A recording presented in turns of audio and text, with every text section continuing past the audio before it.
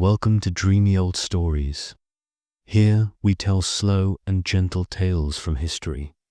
Stories that calm your mind and help you fall asleep.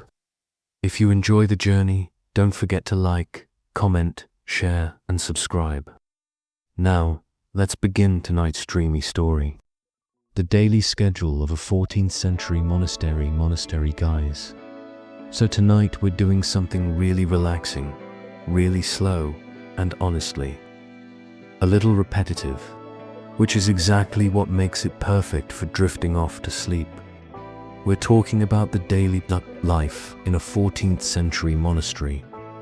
You know, monks in robes, chanting in echoey stone halls, eating very beiged food, and praying at intervals so frequent that you start to wonder if they ever actually got anything done. Spoiler, they didn't get much done. But that was kind of the point. So, get comfortable, dim the lights, pull up the blanket. We're about to follow monks through their rigid, clock-driven day. It'll be long, slow, and filled with details no one asked for. Perfect bedtime material. Let's start with the obvious question. What time did monks wake up? Well, too early. Far, far too early. A monk's day usually started with something called matins, or sometimes vigils. This was the middle of the night service. We're talking to AM, maybe 3 AM, depending on the order. Yes, while everyone else was sleeping, monks were dragging themselves out of bed and shuffling into a freezing cold chapel lit by a couple of flickering candles, and here's the funny part. They didn't even have alarm clocks. No smartphones, no alarm apps. They relied on the timekeeping skills of one unlucky brother whose job was basically official waker-up. This guy had to somehow guess the right hour in the dark, with no wristwatch, using maybe the stars or just his gut feeling. Imagine oversleeping and accidentally missing that. Eternal guilt. Possibly punishment. Definitely side-eye from the abbot.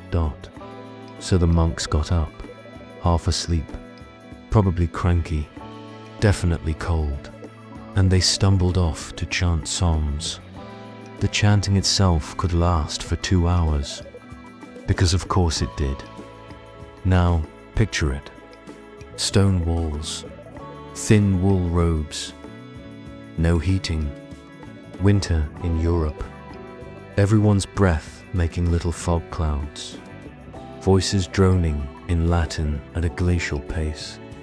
Psalms 1 through, well, a lot. You would think this would inspire deep spirituality, but let's be honest, half of them were probably fighting to stay awake after matins came Lords. This was basically sunrise prayer, which meant, congratulations, you've been awake since the middle of the night, and now it's time to pray again. At this point, you might wonder if monks were spiritual athletes training for some kind of Olympic gold in prayer marathons. Lords involved more chanting, more psalms, and sometimes the singing of hymns. Very soothing, very repetitive. If you're imagining the same 2 or 3 melodies on loop, you're not far off.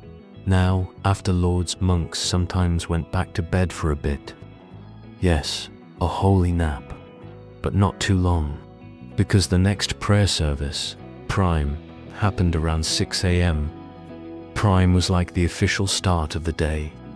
So basically, wake up at 2, pray until 5, nap for 30 minutes if you're lucky. And then, surprise, it's morning. At Prime, the monks would gather again. They'd do more psalms. They might hear a reading from the Rule of St. Benedict.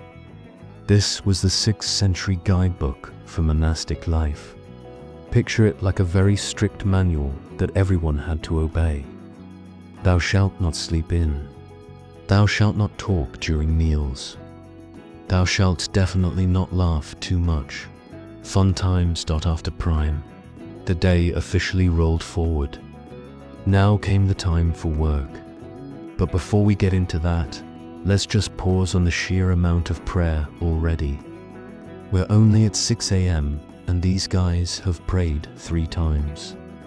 Meanwhile, if you or I manage to check email before coffee, it's a miracle. So, let's shuffle along into the work part. Monks had different jobs depending on their order and their monastery. Some copied manuscripts, some tended gardens, some looked after animals, some brewed beer, which, by the way, became a pretty big perk of monastic life. Because if you're praying 7 times a day, you probably deserve a pint. The work was supposed to be humble and simple. Manual labor was considered spiritually cleansing, which is just a medieval way of saying, yes, you're pulling weeds, but it's good for your soul. Around mid-morning, it was time for the next prayer service. This one was called terce. Around 9 a.m., another break. Another set of psalms. Another reminder that your life was basically a holy stopwatch, ticking to the rhythm of chanting dot after terce, more work. Then came sext, around noon, which, no, not that. It just means 6th hour. This was the midday prayer. By now, the monks were probably very hungry. Luckily, sext was followed by the main meal of the day. Now, let's talk about that meal. Because you're probably picturing roast meats and feasts. But no. A monastic lunch was usually something like bread, beans, maybe a few vegetables, and if you were lucky, some cheese or fish. Meat from 4-legged animals was usually forbidden, unless you were sick, in which case the rules could bend. And conveniently, a surprising number of monks were sick. Meals were eaten in silence, always. One monk would read scripture out loud while everyone else chewed quietly. Imagine trying to enjoy your beans while someone drones Leviticus in the background. Very cozy. After eating, monks might rest a bit. Then came more work. Then, surprise, another prayer, called none, around 3 p.m. This one was shorter, which must have felt like a blessing. Evening rolled in with vespers, around sunset. This was the big evening prayer. More chanting, more hymns, candlelight, long shadows across the stone floor. It probably looked pretty magical, if you ignored the fact that everyone was exhausted and hungry again. After vespers came a light supper, usually leftovers or more bread, sometimes soup. Always modest, always silent. Then maybe a little reading or reflection time. Finally, at bedtime came the night prayer. This one was calmer, gentler, meant to prepare the soul for sleep. A last chance to confess stray thoughts, like, I hate beans, or Brother Thomas snores like a dying goat. And then it was lights out. Except, not for long. Because remember, they had to wake up again at 2 a.m. for matins. The circle of monk life.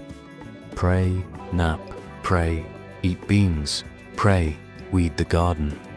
Pray, sleep a little, and repeat. And that, in a nutshell, is the daily monastic schedule. But of course, nutshells are too short for us. We're going to slow down, way down, and really stretch out every tiny detail, because that's what makes it perfect for falling asleep. So, let's rewind. Let's take a deep breath. And let's imagine that very first moment of the day at 2 a.m. when the monk, whose job it was to ring the bell, had to stumble out of his straw mattress and somehow get everyone else up. So, we left off at that magical, or maybe miserable, hour 2 in the morning. Let's sink into it more. Picture the dormitory. Rows of straw mattresses or simple pallets on the floor. No curtains, no privacy, Just a big, drafty stone room where every cough, every snore, every shifting blanket echoed like a drumbeat. The air was heavy with the smell of wool, candle smoke, and probably feet. And then, in the dead of night, a bell rings. Not a charming, jingling handbell. No, this was the big, deep iron bell of the monastery. The kind that doesn't just wake you up, it rattles your chest. And if you thought you might sleep through it, tough luck. Because the brother in charge of waking everyone would also walk around nudging, prodding, or flat out shaking the heavy sleepers dotso. The monks pulled themselves up, bleary-eyed stiff. No one had central heating, remember. Blankets were basic. Winter nights in Northern Europe could turn a bedroom into an icebox. Imagine crawling out from under your one scratchy blanket and stepping straight onto a freezing stone floor, and there's no time to dawdle. Monks had rules about speed. You were supposed to get up, get dressed, and head to the church in silence. Not, I'll just stretch a bit first. Not, let me warm my toes. The rule of Saint Benedict actually discouraged laziness in getting to prayer. So, if you lagged behind, everyone noticed. Now, their clothing. Let's talk robes, because monks are basically medieval fashion icons of simplicity. The typical monk's habit was a long tunic, usually wool, with a hood called a cowl. The color varied depending on the order. Black for Benedictines, white for Cistercians, brown for Franciscans. Nothing flashy, no accessories, unless you count a rope belt. And of course, sandals. Sometimes even barefoot, depending on the season. Which sounds noble until you remember. Stone floors, icy mornings, bare feet. Not great, so there they went, single file, shuffling toward the chapel. No small talk, no chit-chat. Just the sound of fabric swishing and sandals scraping against stone. Maybe one or two coughs echoing in the darkness. They gathered in the choir stalls, which were the wooden seats in the chapel. And then matins began. Now, matins wasn't just a 5-minute say a prayer and go back to bed. It could last up to 2 hours. 2 hours of chanting psalms in Latin. Always Latin. Even if you didn't really understand Latin. Too bad, that's the language of God, apparently. So, you'd mumble along, your voice blending into the drone of 40 other half-asleep men. All chanting words they might only vaguely follow. The rhythm of chant is hypnotic, slow, monotone, almost designed to either make you deeply spiritual or put you right back to sleep while sitting upright. I suspect many monks developed the skill of praying with eyes half closed while leaning heavily on the pew. A holy version of falling asleep in class, and here's the kicker. Monastic rules said you had to sing with attention. No slouching, no mumbling. But let's be real. At 3 a.m, in a freezing church, the energy level was not exactly Broadway. When matins finally ended, Lauds followed right after. Lauds was the dawn prayer. It included psalms of praise, hymns, and a chance to celebrate the new day. Which is a nice thought, until you remember you've already been awake for 2 hours.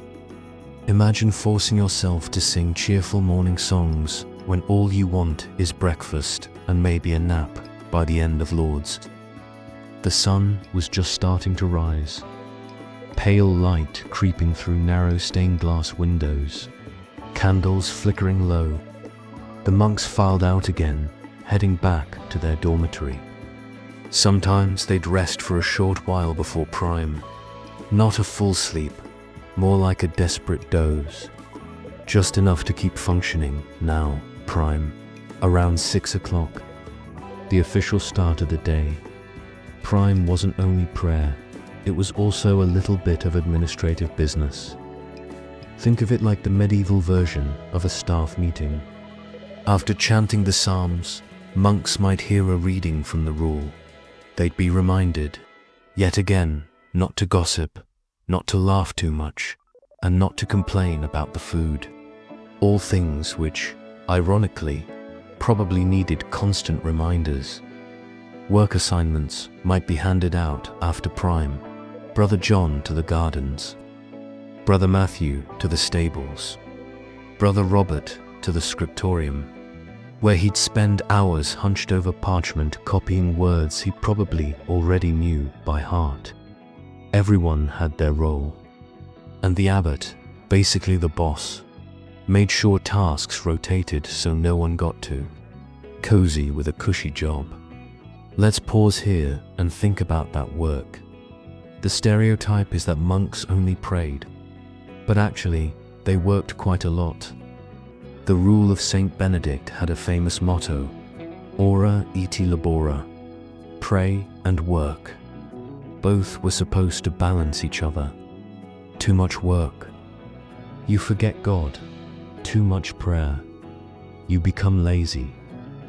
So the day was sliced neatly in half, with both built in. Some work was manual, fields, gardens, orchards. Monks grew food not just for themselves, but sometimes for the poor in the surrounding village. And let's be honest, gardening also kept them sane. There's only so much chanting one person can do before they start fantasizing about pulling weeds, just for a change of pace. Other work was intellectual. Monks in scriptoria copied manuscripts by hand. This wasn't just religious texts. Sometimes classical works by Roman authors were preserved in monasteries. So if you've ever read Cicero or Aristotle, thank a very bored monk with good handwriting. Copying was slow, tedious work. Imagine sitting for 6 hours, dipping a quill in ink, carefully writing in Latin calligraphy on expensive parchment, all while trying not to sneeze on it. One slip of the pen and you could ruin a page. And because parchment was made from animal skin, it wasn't cheap. So mistakes were frowned upon. And yes, monks doodled in the margins. Sometimes little faces, animals, or sarcastic notes. Things like, "I am so tired of writing," or "the parchment is bad today." Proof that even medieval holy men got cranky at their jobs. By around 9 o'clock, the bell rang again. Time for terce, another prayer, another pause. Imagine trying to get into the flow of your gardening, only to be interrupted every 3 hours for mandatory chanting. It was like working in an office where your boss calls a meeting every 90 minutes. Terce was linked to the idea of the Holy Spirit descending at Pentecost. So it was supposed to inspire energy for the day. Whether it actually did, I'll let you decide. After terce, back to work. Then, around noon, came sext, midday prayer. At this point, everyone was probably starving, which brings us to the main meal. The refectory was the dining hall. Long wooden tables, benches, a single monk assigned to read aloud while the rest ate in silence. He stood at a lectern with a big book, his job, drone through scripture, while everyone else tried to chew quietly. Because nothing makes food more fun than someone reciting the book of Job over your beans. The silence rule was strict. No talking, no whispering. If you needed something, you made hand signals, which means monks basically developed their own silent charades system. Want more bread? Make the gesture. Want water? Another gesture, need salt. Wave mysteriously, which I imagine sometimes led to confusion. The food itself was humble. Bread, vegetables, cheese if you were lucky. Fish on some days. Meat was rare, only allowed for the sick or weak, which, again, led to a surprising number of illnesses that required a stake. The monks weren't dumb, and let's not forget beer. Monasteries brewed their own. It was safer to drink than water, and it provided calories. Plus, it tasted better than well water with a side of dysentery. After sext and lunch, monks rested. This wasn't laziness. It was built into the schedule. A short nap, especially in hot climates, was considered normal. In Spain or Italy, siestas in monasteries were common. Northern Europe, probably less so, but still, a little post-lunch drowsiness was acceptable.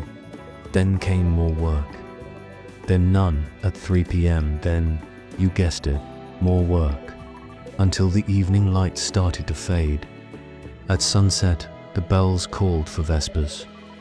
This was the evening service, long, solemn, and filled with hymns. The monastery glowed with candles. The smell of wax and incense filled the air. It was probably the most beautiful of the daily prayers. After vespers, a lighter supper, usually leftovers from lunch, or just bread and soup, again in silence, again with readings, because God forbid anyone crack a joke over the bread basket. Finally, as night fell, came this prayer closed the day, gentle, calming, preparing for rest. Some monasteries had a tradition of sprinkling holy water on each monk before bed, just in case the devil tried anything overnight, which seemed slightly paranoid, but okay, and then sleep. A brief window before the bell rang again at 2 a.m., the cycle starting over, endlessly repeating for years, even decades. That's the skeleton of the monastic day. But skeletons are bare, and we're here to flesh it out with the little details. The creaks of wood, the coughs in the night, the boredom of endless psalms, the small rebellions monks found in doodles and naps.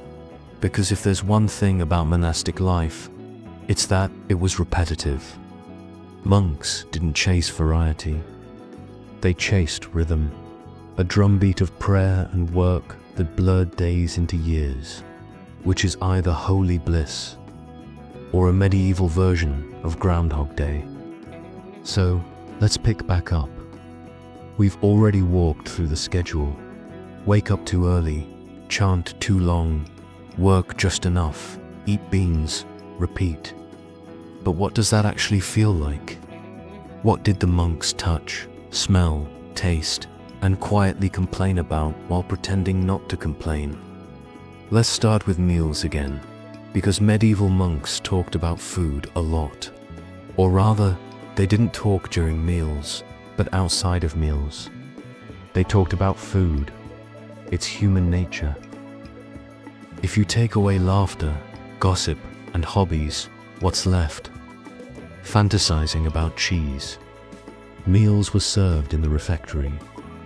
This wasn't a cozy dining room. Picture a long, echoey hall. Stone walls, maybe a few narrow windows, wooden beams overhead. Cold in winter, hot in summer, drafty in all seasons. Monks sat in 2 long rows, facing each other across the tables. Eye contact was fine. Conversation?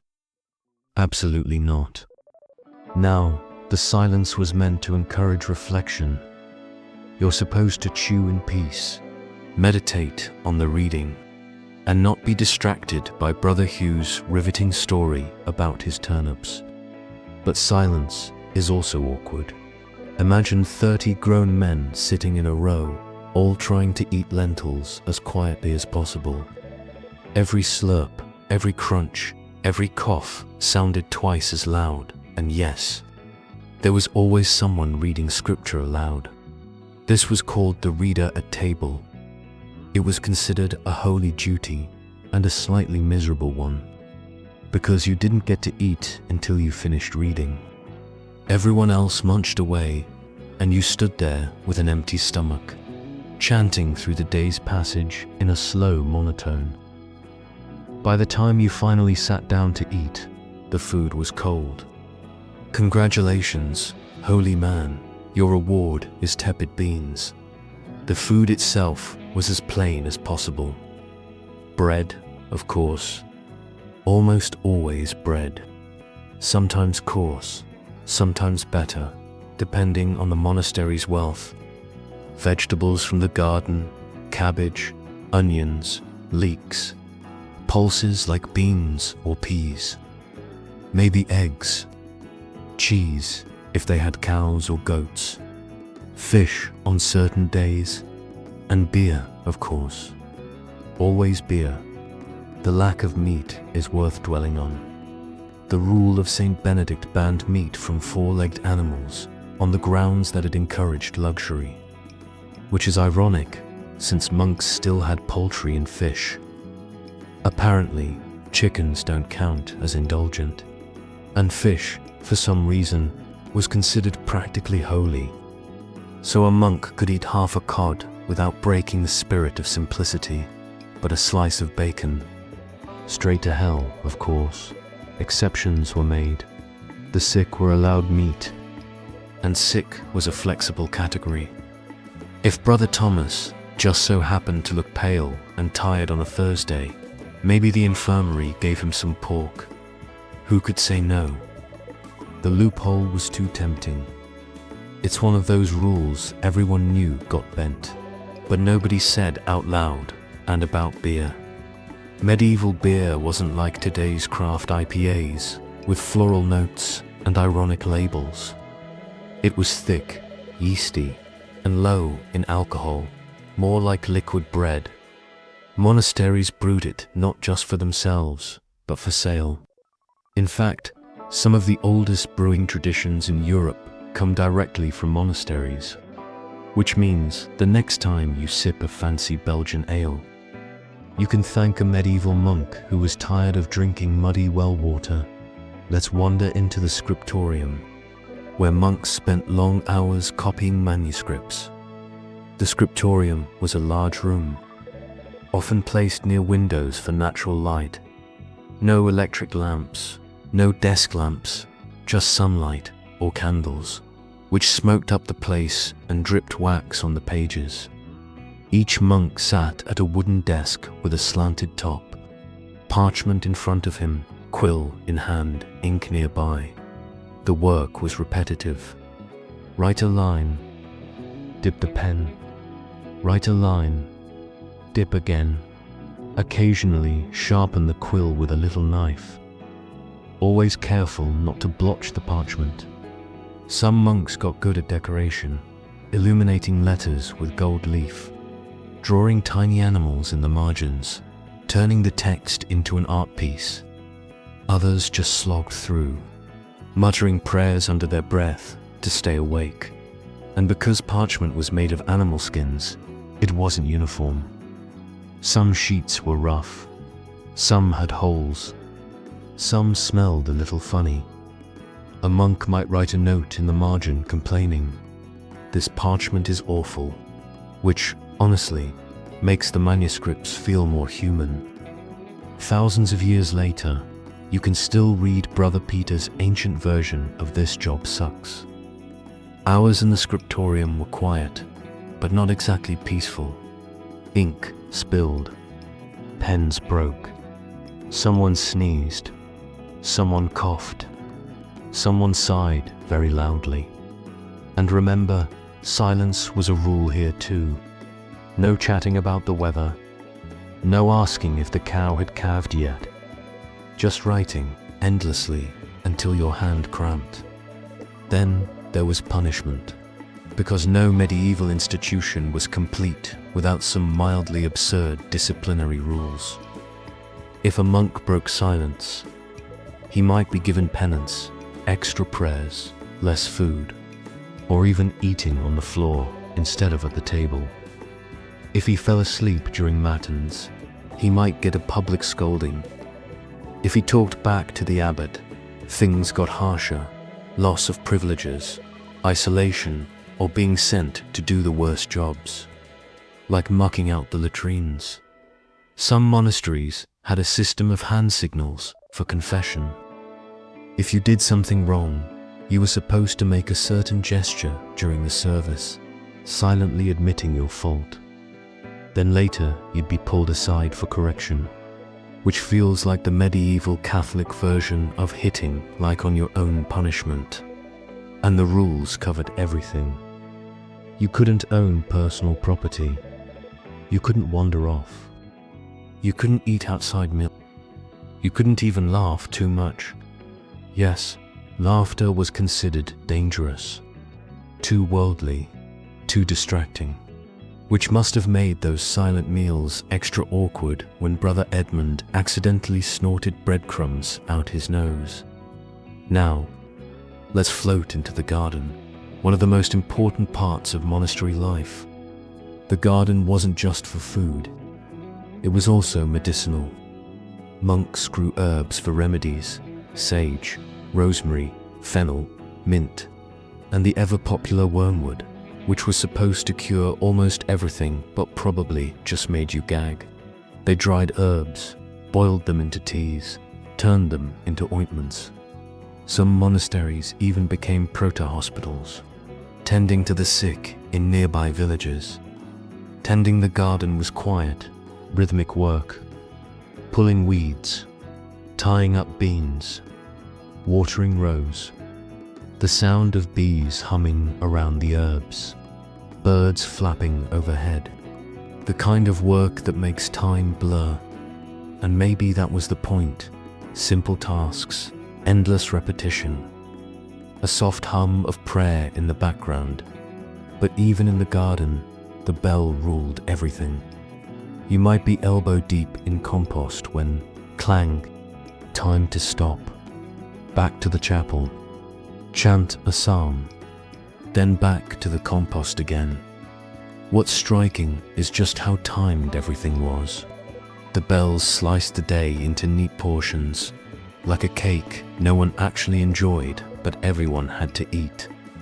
And the monks became almost clock-like themselves, waking, working, praying, eating, sleeping, all in cycles.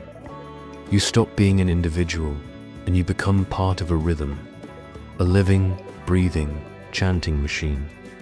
And maybe that was the goal: strip away individuality, remove choice.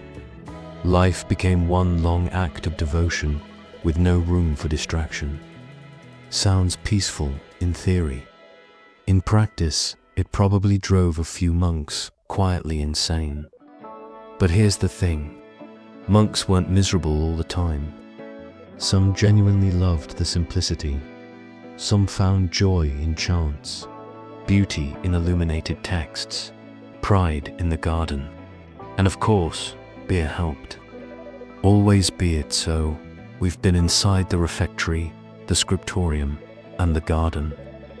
We've walked past rules, punishments, and the endless clang of bells. But monasteries weren't just schedules. They were communities. Communities full of men who, despite being sworn to silence, obedience, and holiness, still found ways to annoy each other. Because here's a truth about human beings: you can put them in identical robes, shave their heads, and tell them to live for God alone, and they will still find ways to argue about soup.abbots. The medieval CEOs, the top of the hierarchy was the abbot. Picture the abbot as both the spiritual father and the medieval manager. He was elected by the monks, though politics often swirled around the vote. Once chosen, his word was law. The abbot decided punishments. He assigned jobs. He controlled the money. He was supposed to be wise, fair, and holy. In reality, some were saints. Others were tyrants with a taste for good wine. And because abbots were usually in for life, you couldn't just transfer to another department if you didn't like him, you were stuck. Some abbots were gentle shepherds. Others cracked down hard on every little mistake. If Brother Stephen coughed during Compline, the strict abbot might scowl at him for a week. If Brother Henry took an extra ladle of soup, the abbot might lecture the whole monastery about gluttony. You lived under his mood swings, and abbots weren't just spiritual leaders, they were landowners. Monasteries had estates, tenants, and income from tithes, which meant the abbot had to balance prayer with accounting. Imagine chanting psalms at dawn and then spending the afternoon negotiating rent with a farmer. Holy, but also tedious. Some abbots, of course, enjoyed the power a little too much. There are records of abbots sneaking meat into their own meals or keeping better wine than the brothers got. Because what's the point of being in charge if you can't bend the rules for yourself? Friendships and rivalries now, you might wonder. With all the silence, did monks actually have friends? The answer is yes, sort of. Even in silence, you can tell who you like.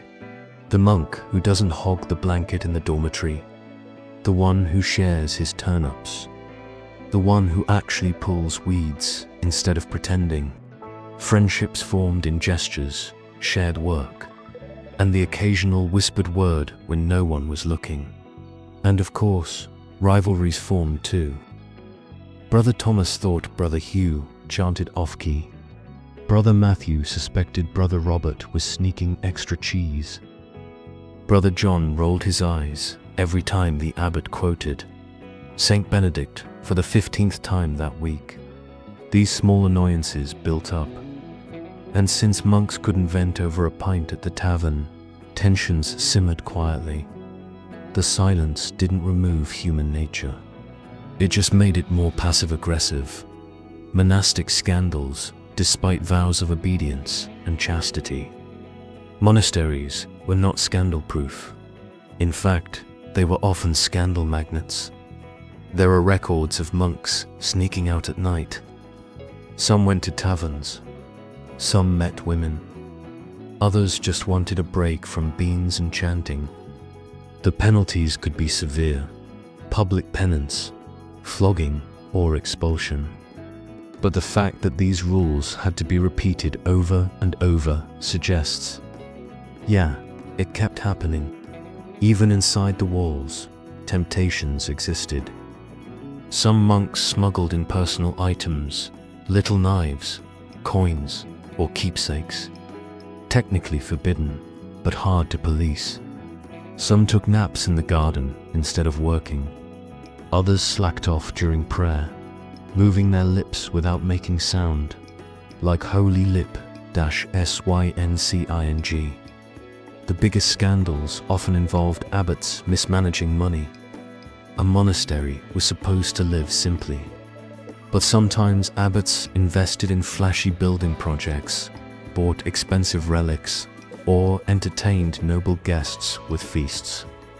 And of course, nobles noticed. If a monastery seemed too rich, kings and lords might borrow that wealth, usually permanently. So monasteries always balanced on a line. Too strict, and brothers grew restless. Too lax, and outsiders grew suspicious. Sleep.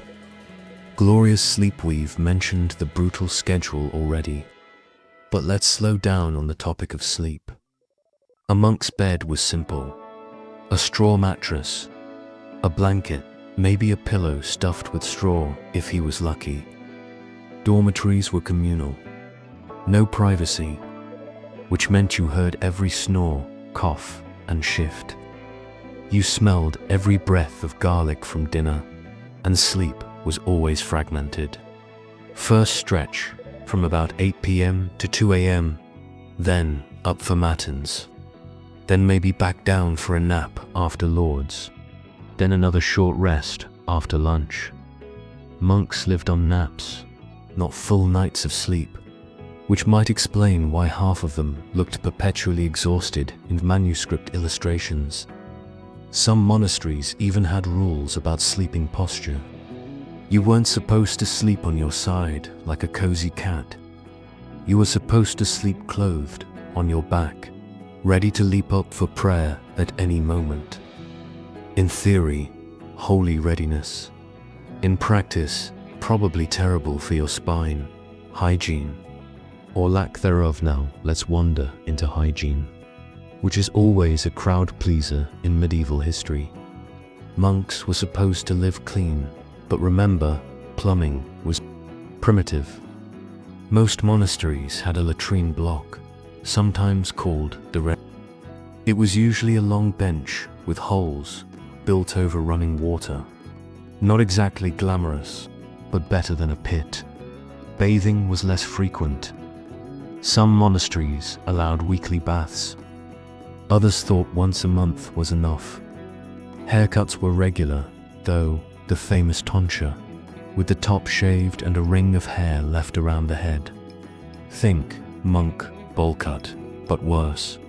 Clothing was washed occasionally. But since most monks only had 1 or 2 sets, laundry days were rare. Which means yes, the monastery had a certain aroma. Incense in the chapel helped music and monotony. We can't ignore the soundscape of the monastery. Chant was constant. Gregorian chant, long, slow, droning, hypnotic. No instruments, just voices. Over time, monks memorized hundreds of psalms. Their voices blended into one endless hum. To modern ears, it sounds beautiful, ethereal. To a monk in year 30 of the same chants, it probably felt like singing the same lullaby every day until you wanted to scream. But rules were rules. The psalms had to be sung, and yet some monks clearly loved music. There are notes in manuscripts suggesting little variations, flourishes, and harmonies creeping in. A small rebellion, making the chants slightly less boring without anyone being able to accuse you of heresy. The outside world monks didn't live in total isolation. Villagers worked monastery lands. Travelers came to the guest house. Nobles sent sons to join the order. Pilgrims stopped by to see relics. So, despite the vow of withdrawal, monasteries were hubs of activity.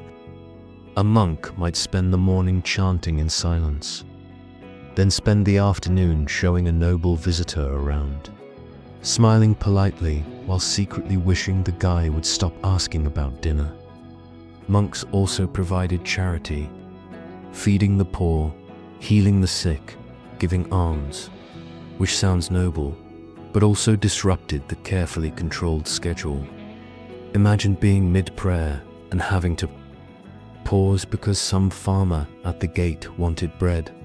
The endless cycle. What all of this circles back to is repetition, bells, meals, psalms, work, silence, every day blending into the next. For us, it sounds monotonous. For them, it was holiness. The monotony wasn't a bug, it was a feature. By stripping life down to rhythm, monks believed they got closer to God. But still, they doodled in margins. They smuggled in snacks. They whispered jokes when the abbot wasn't around. Because even in the most rigid, holy environment, human beings stayed human. When you picture a monastery, you might imagine stone walls, silence, and isolation. And yes, that's true. But monasteries weren't cut off. They were plugged into a medieval web of politics, farming, trade, and diplomacy. The cloister wasn't just a circle of monks. It was a spoke in the wheel of an entire society. Think of it this way. If medieval Europe was a messy, loud, chaotic village fair, monasteries were the booths on the edge. They pretended to be separate, holy, and above it all. But everyone still came knocking land, peasants and fieldslets, Start with land. Monasteries didn't just survive on prayer. They owned land, lots of it. Some monasteries controlled thousands of acres. Fields, vineyards, pastures, forests. But monks weren't usually ploughing fields themselves. That was the job of peasants and tenants who lived on monastic estates. A monastery might own a dozen villages, each full of farmers who owed rent, labor, or part of their harvest. This created a strange tension. Monks preached poverty and humility, but at the same time, they collected grain from peasants who were barely scraping by.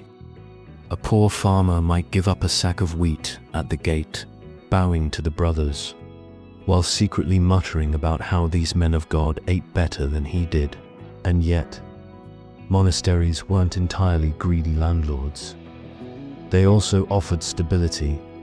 Peasants who worked monastic lands were often better protected than those under a feudal lord. Monks didn't raid villages or demand military service. They mostly wanted their tithes, their rent, and a promise not to trample the vegetable gardens. Kings and nobles' monasteries also had powerful friends, and sometimes enemies, among kings and nobles. Why? Because donating land to a monastery was like buying spiritual insurance. A wealthy noble might give fields, mills, or money to the abbey in exchange for eternal prayers. Imagine leaving your estate to the monks and then being guaranteed daily prayers for your soul forever. That was the medieval equivalent of a lifetime subscription plan. For kings, monasteries were useful too.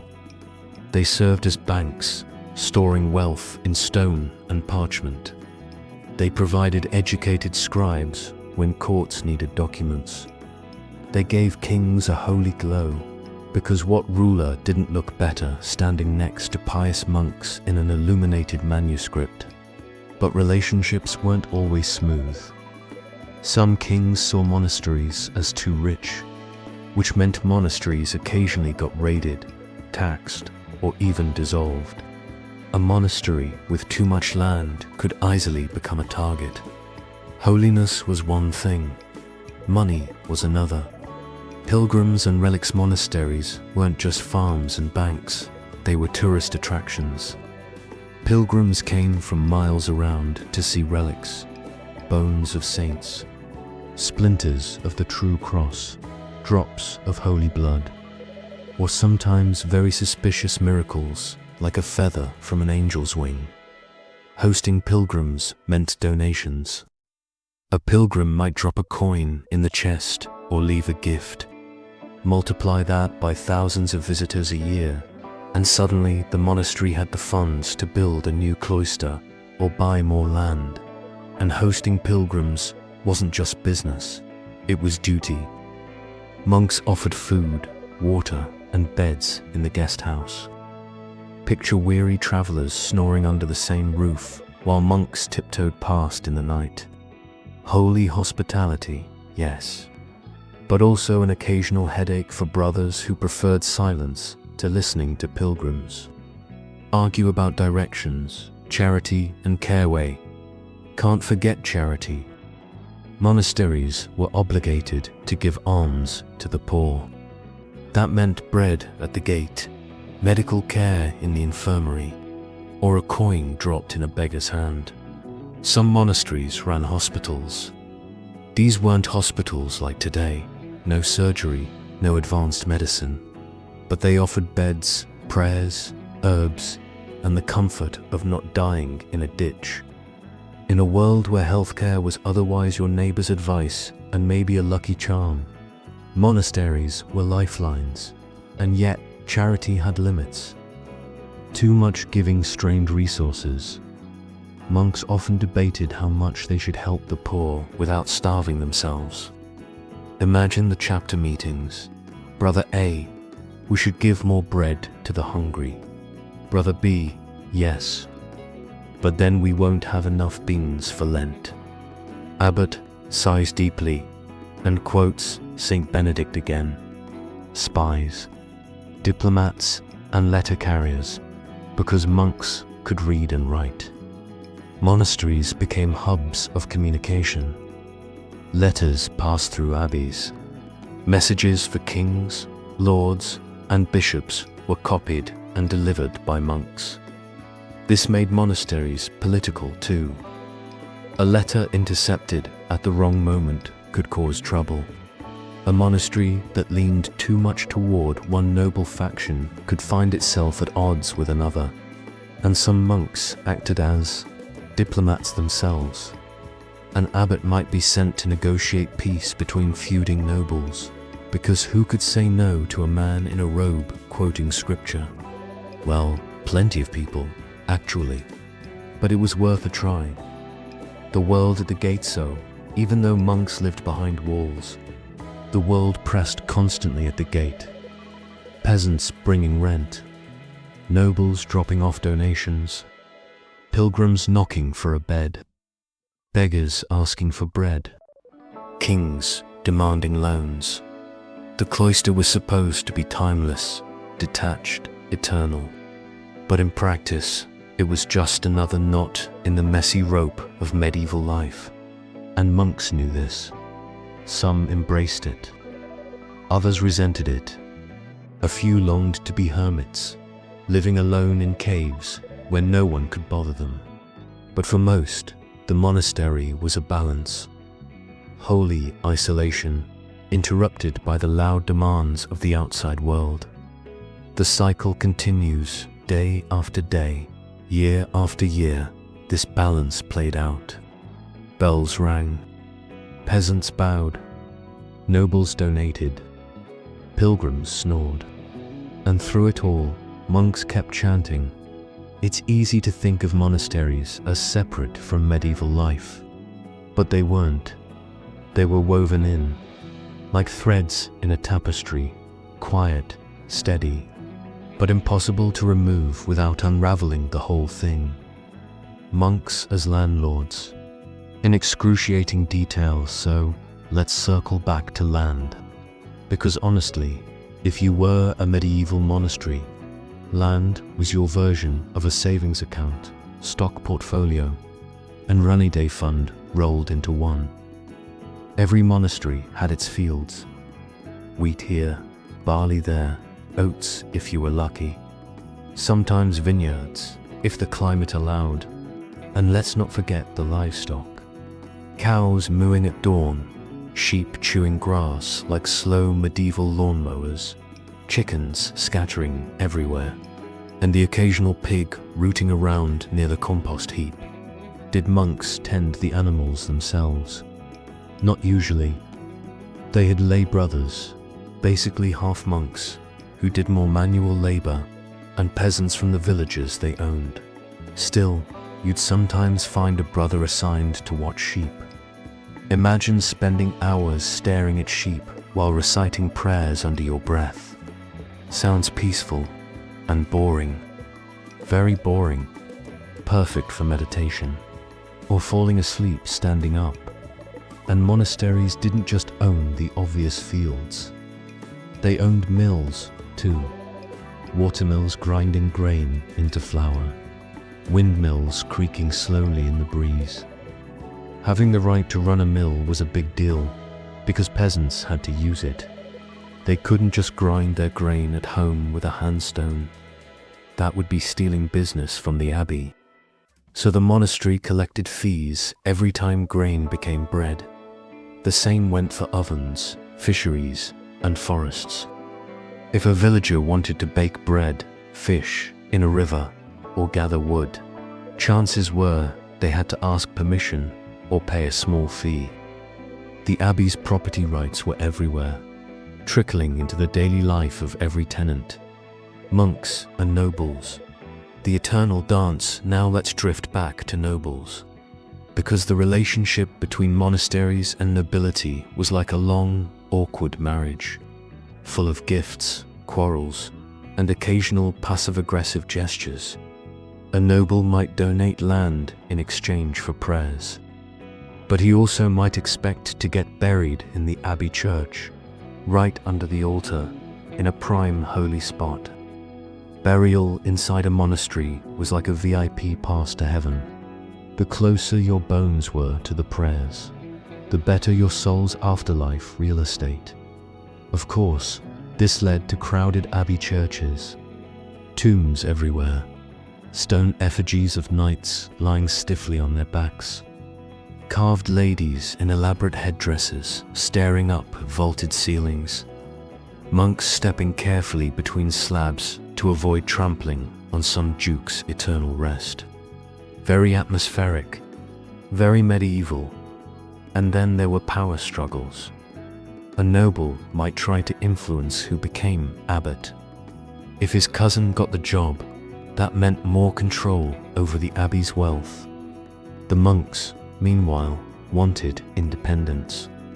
Cue endless tug-of-wars, with popes sometimes stepping in to remind everyone that monasteries were supposed to serve God, not Uncle Geoffrey's political ambitions.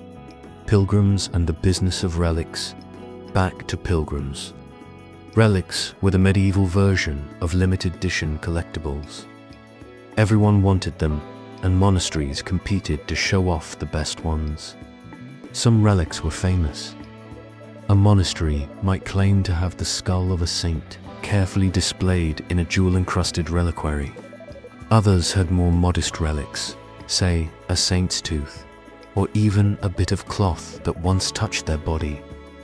And then there were the questionable ones. Multiple abbeys claimed to have the same saint's finger.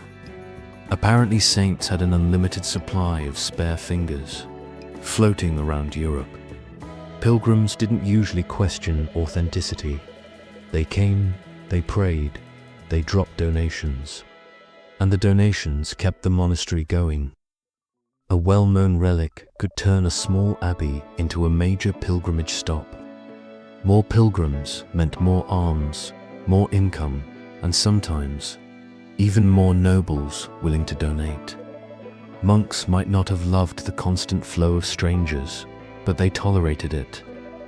After all, pilgrims often brought gossip, news from far-off lands, and occasionally exotic gifts. Imagine hearing stories about Spain or the Holy Land while you're stuck chanting psalms in northern France. It probably felt like Netflix arriving at the gate. Charity expanded. We touched on charity earlier, but let's stretch it out. Monks were required to feed the poor. Not lavishly, of course. Usually stale bread, some broth, maybe a scoop of beans. It wasn't fine dining, but to a beggar, even basic rations meant survival. Some abbeys had designated days for giving out alms. A line of poor men, women, and children would wait at the gate, hands outstretched. Monks in simple robes would hand out bread, one piece at a time, like holy vending machines. Hospitals were another story. Monastic infirmaries weren't sterile places with doctors in white coats. Picture long wooden halls, rows of straw beds, windows with no glass, just shutters. Patients wrapped in blankets, coughing, moaning, being fed herbal teas. The main cure offered. Prayer, always prayer. And if the herbs didn't work, at least your soul was in good hands. Diplomats in robes, we can't forget monks as diplomats. Because literacy was power. A monastery full of men who could read and write Latin was a political treasure chest. Need a peace treaty copied? Send it to the monks. Need a charter witnessed? The monks will do it. Need someone trustworthy to deliver a delicate message across dangerous roads? A monk with a travel cloak was your man. Abbeys sometimes became neutral meeting places. Nobles too proud to visit each other's castles could meet in a cloister instead. Under the watchful eyes of the Virgin Mary statue, the monks stood around, chanting away, while outside deals were struck.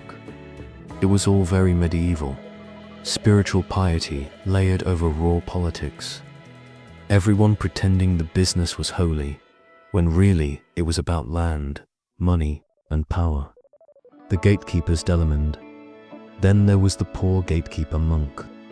His whole job was to sit at the monastery entrance, deciding who came in and who stayed out. Pilgrims, peasants, beggars, merchants, nobles, all showed up at the door, and the gatekeeper had to keep order.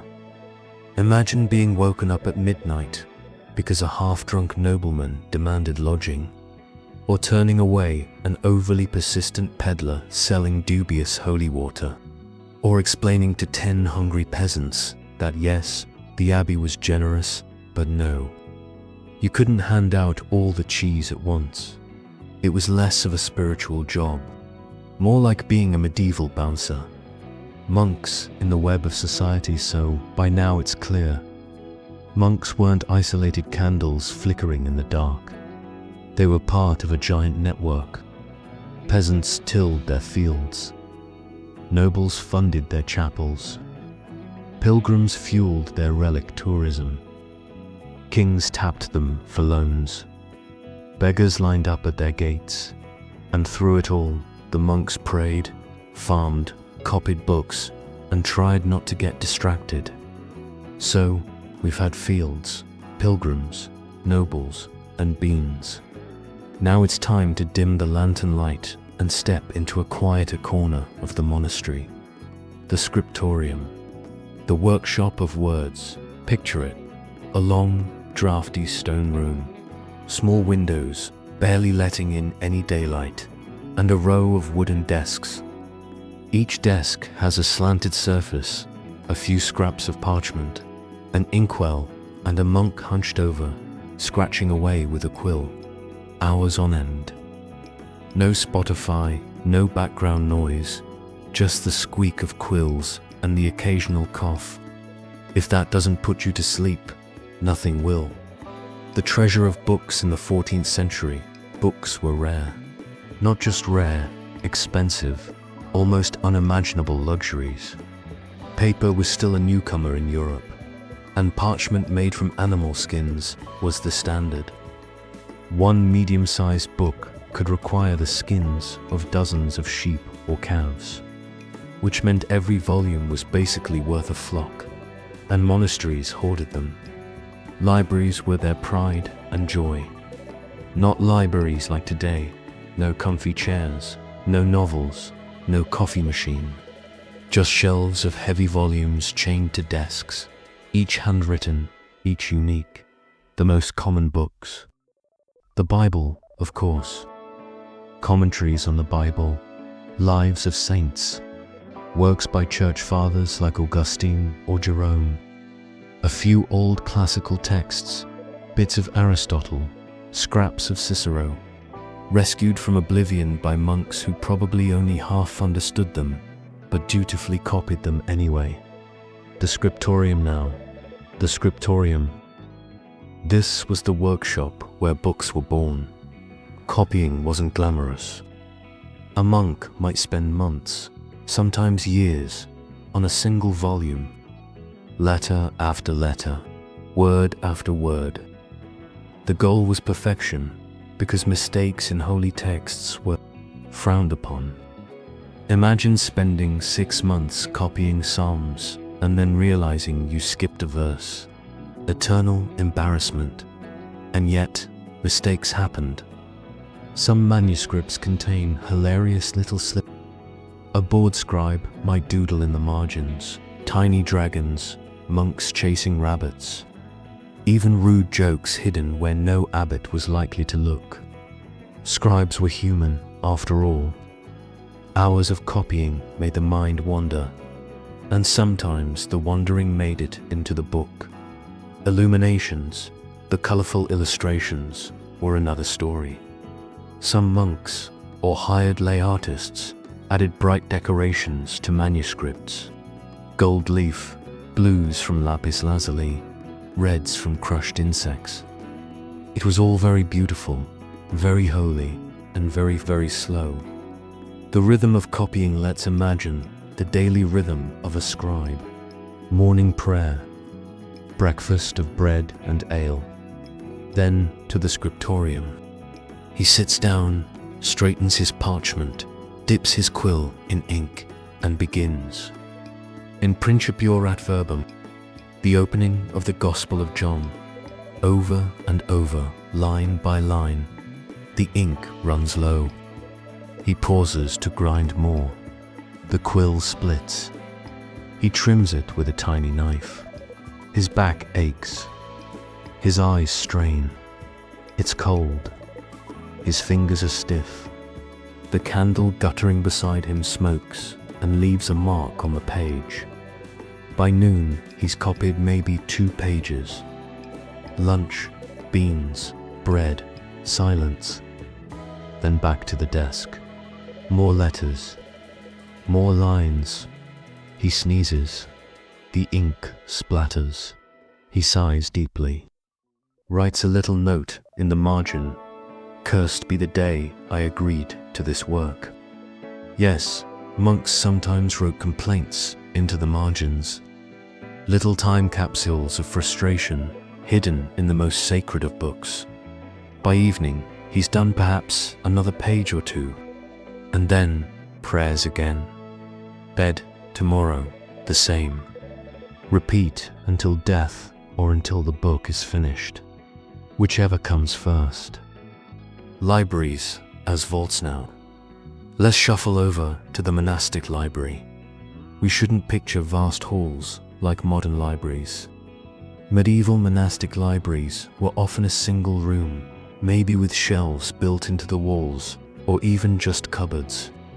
Books were so valuable that many were chained to desks to stop wandering pilgrims, or overly curious monks, from borrowing them permanently.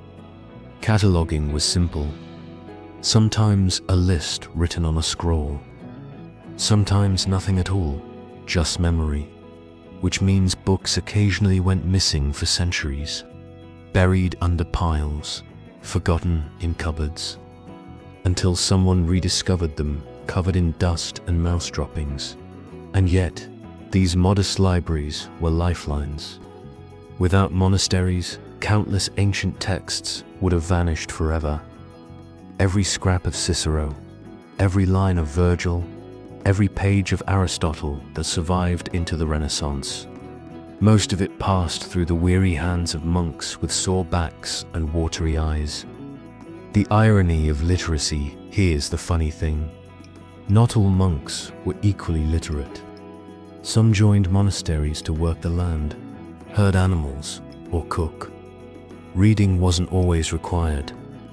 The highly educated ones, the scribes, the scholars, were the minority. But because they produced books, their voices echo the loudest. The sheep tenders and gardeners left fewer traces, aside from manure and vegetables. So when we think of monasteries as centers of learning, that's partly true and partly illusion. The monastery was also a farm, a dormitory, a brewery, a charity, and sometimes a prison for inconvenient nobles. Books were just one corner of the whole picture, but it was the corner that shaped the memory of the Middle Ages. The quiet weight of words for the monks, though copying wasn't just busy work, it was prayer. Every letter written was an act of devotion. Every mistake corrected was a tiny penance. To them, the act of writing scripture wasn't just preserving knowledge. It was worship in ink and parchment. And that's the rhythm, slow, repetitive, centuries ticking by one page at a time. So, let's drift forward into the later hours of the day. The monks, having survived lunch without choking on barley porridge, now faced the grand adventure of work. Yes, more work. It was the medieval way of ensuring no one ever felt too joyful now. Work inside a monastery didn't always look like hard labor on a farm, although sometimes it did. It could mean gardening, sweeping cloisters, or copying manuscripts so slowly and carefully that you'd start hallucinating little ink demons in the margins. In fact, A lot of those funny doodles you see in medieval manuscripts.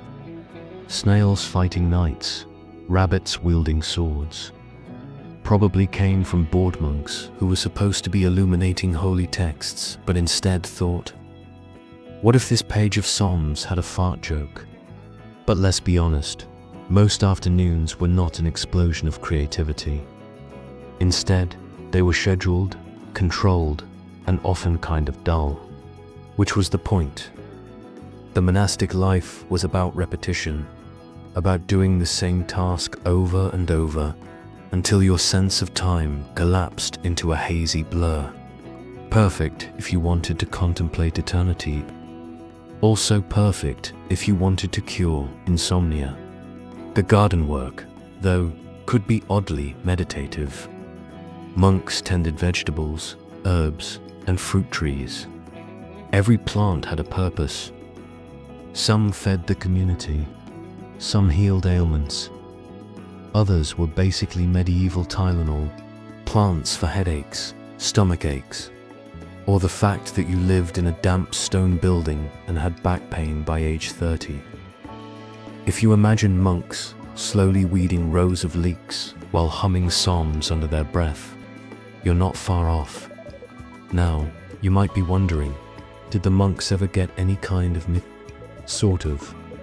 The rule of Saint Benedict actually made space for reading and study, which sounds nice, until you remember that the books were chained to the library shelves so no one could steal them. Not that anyone was going to sprint out of a monastery clutching De Civitate Dei under their robe, but chains were the medieval version of library late fees. Reading, of course, wasn't exactly beach reading. It was theological commentary, church fathers, or maybe a little scripture, exegesis, if you were feeling spicy. Still, this quiet reading period was one of the few moments where monks could drift into their own thoughts. Unless, of course, they fell asleep with their nose in a manuscript, which happened often enough that some abbots scolded their brothers for reading horizontally, and then came the meetings, because even in the 14th century, you couldn't escape them. Chapter meetings were the monastery's version of the Monday staff check-in. Here, monks gathered in the chapter house to hear announcements, confess their mistakes, and sometimes get punishments. Forgot a psalm, overslept matins, whispered to Brother Matthew during vigils. You might get a penance, extra prayers, fasting, or sweeping the cloister until your knees ached. Basically, HR in a car sack. After the meetings, the work cycle picked up again. Some monks were scribes. Others were brewers. Yes, monasteries made beer. And yes, some of it was actually quite good. It was safer to drink than water and helped make the endless chanting slightly more bearable. Don't picture frat party levels of drinking though. Think more like Brother Thomas had a strong ale and then napped in the corner. By mid-afternoon, the daily rhythm started to slow. The sun dipped lower, shadows stretched across the cloister, and the monks gathered for another round of prayers. The divine office was like a bell constantly nudging you.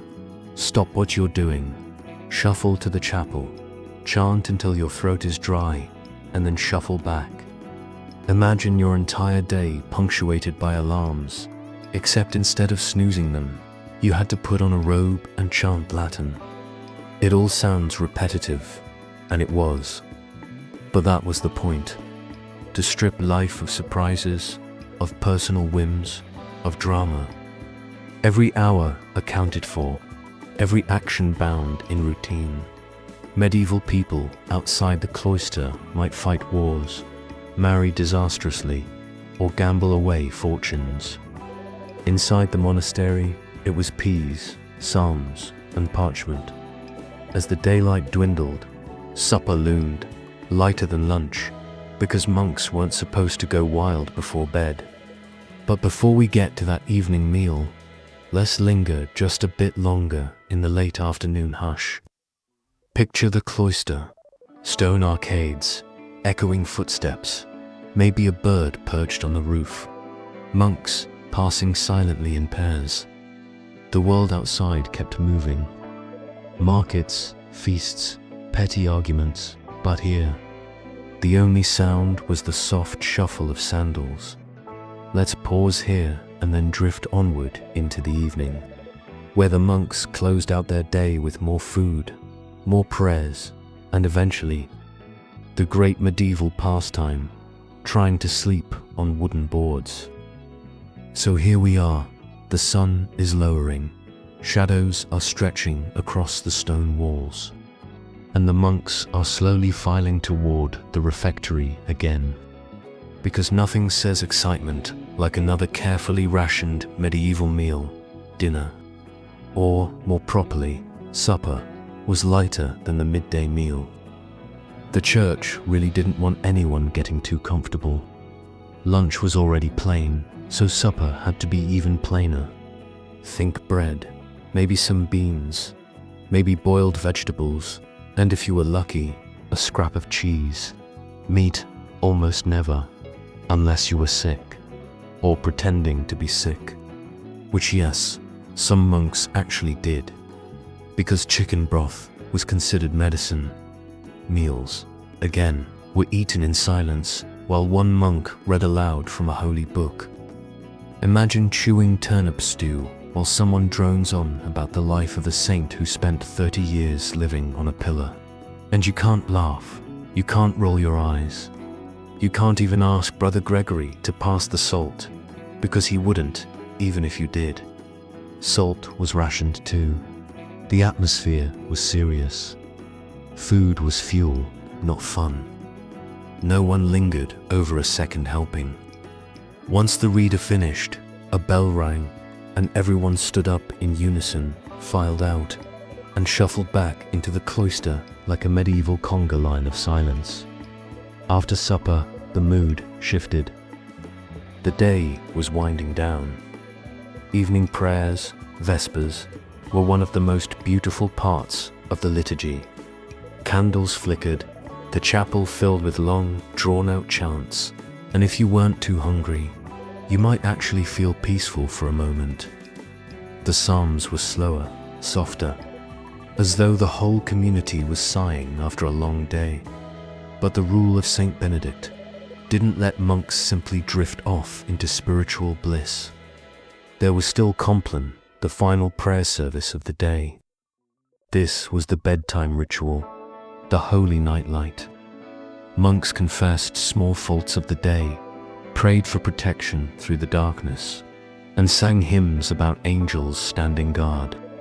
The chapel, by candlelight, would have been atmospheric, almost cozy, except you were still in a cold stone building, and your bed was basically a hard wooden plank with a straw mattress that smelled faintly of mildew. And then, bedtime. No scrolling on your phone. No Netflix. Just sleep. In theory, anyway. In reality, monks often slept in shared dormitories, which meant snoring. Lots of snoring. And remember, this was before the invention of earplugs. You just had to lie there, staring at the beams of the roof, while Brother William rattled like a chainsaw 3 beds away. Truly, the path to holiness. The rule expected monks to sleep in their habits, or at least partially dressed, so they could leap out of bed for midnight prayers without wasting time. Which meant no pajamas, no blankets, and no real privacy.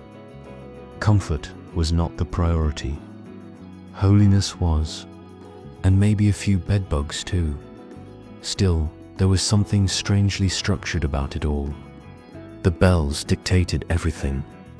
Rise, pray, work, eat, pray again, and finally, collapse into your straw pallet until the next bell dragged you out again.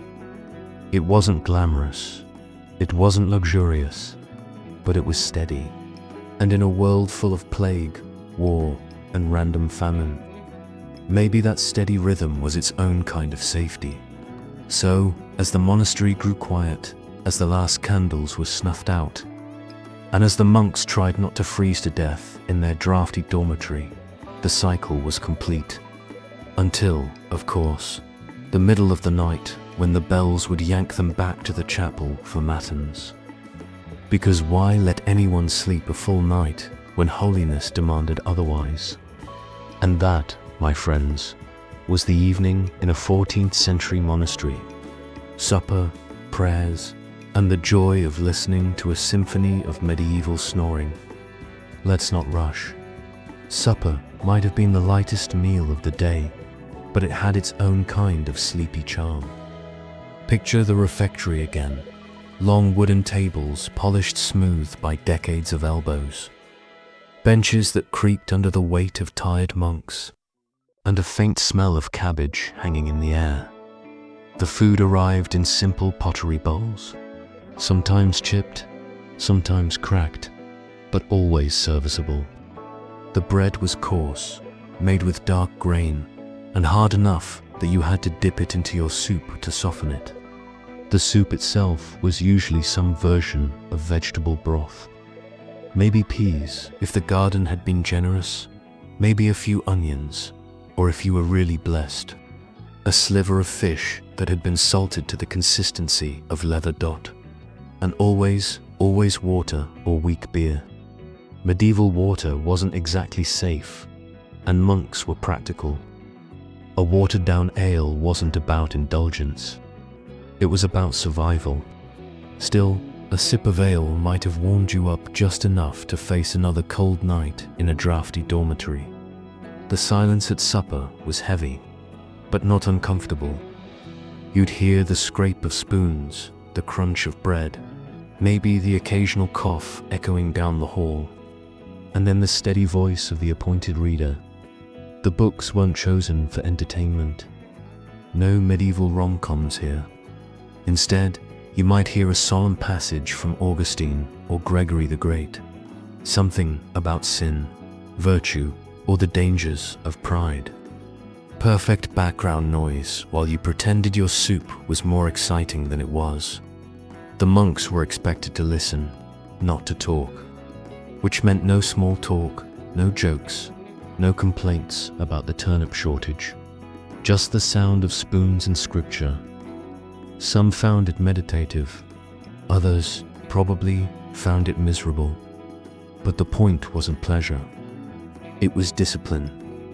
To train the body and the mind toward obedience, even in the smallest things, like chewing in silence. When the meal ended, the monks rose together, gave thanks, and filed out of the hall. The dishes were cleaned by assigned brothers, because even in a monastery, someone had to do the washing up. Monks rotated chores, so one day you might be sweeping, another day you might be in the kitchen, and another you'd be stuck scrubbing greasy bowls while everyone else enjoyed a quiet stroll in the cloister. Fairness, Benedictine-style. As the light faded into dusk, the monastery shifted into a slower rhythm. The cloister would be dim, lit by a few torches, maybe a lantern flickering in the breeze. The stone walls held the day's chill, and the air smelled faintly of wax and smoke. Monks walked in twos or alone, some whispering prayers, others simply moving in silence. Vespers began. Evening prayers were more contemplative than the earlier offices. The chanting was slower, the melodies longer, as though the whole community was winding down with the sun. The monks stood in their stalls in the chapel, robes brushing the floor, voices rising and falling together like a tide. Latin words echoing in vaulted stone. Soft candlelight painting shadows across the walls. And then Compline, the final service. This was the monastery's bedtime prayer, designed to close the day like a book. Psalms of protection, hymns about peace, the ancient prayer for safety through the night. The words carried a sense of finality. The day is done. The sins are confessed. Now rest. Sometimes after monks kept a short period of silence known as the Great Silence. No talking, no noise, until morning. Just the creak of floorboards, the shuffle of sandals, and the faint toll of the bell. Finally, bed. The dormitory was simple. Rows of narrow pallets, each monk with a straw mattress, a blanket if the monastery could afford it, and a small pillow that wasn't much more than a sack stuffed with rags. They slept in their robes, partly out of discipline, partly because it was too cold to strip down. Privacy was non-existent. If you had a bad dream, or if Brother Thomas rolled over and pulled half the blanket with him, well, too bad. The soundscape of the dormitory was its own medieval lullaby. Coughs, snores, the occasional rustle of straw, maybe someone muttering in their sleep. And yet, it was all part of the rhythm. Day and night, prayer and work, waking and sleeping, all turning endlessly like a wheel. And just when you finally started to drift off, the bells would be ready to drag you back out again. Because holiness waited for no one, not even at midnight. So, here we are. Midnight. The monastery is quiet, or at least it would be, if the bells weren't about to ruin everything. Because in a 14th century monastery, sleep wasn't exactly a guarantee. No, the rule of Saint Benedict and countless other monastic traditions insisted on something called the night office, matins, or vigils. Names varied, but the effect was the same.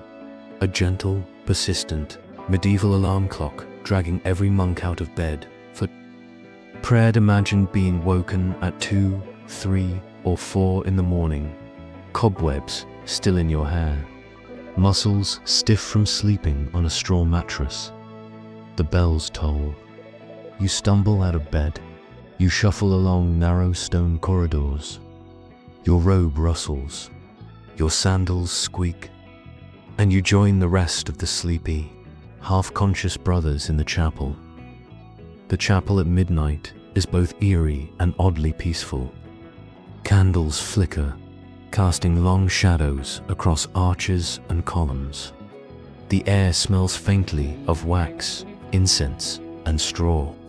Everyone is quiet, except for the occasional cough or shuffling of feet. And then the chanting begins.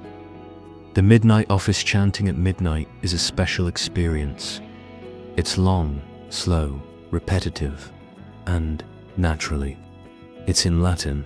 Monks had learned to do it from a very early age. But after a long day of work, meals, and prayers, the words might drift past your consciousness entirely.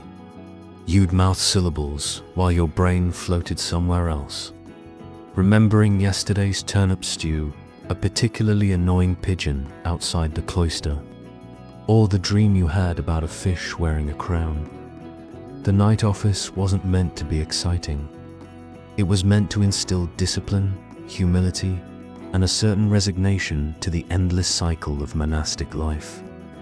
And if you weren't fully awake, well, the abbot might notice, and you might be assigned a tiny penance, extra prayers, kneeling, or the joy of polishing the chapel floors before dawn.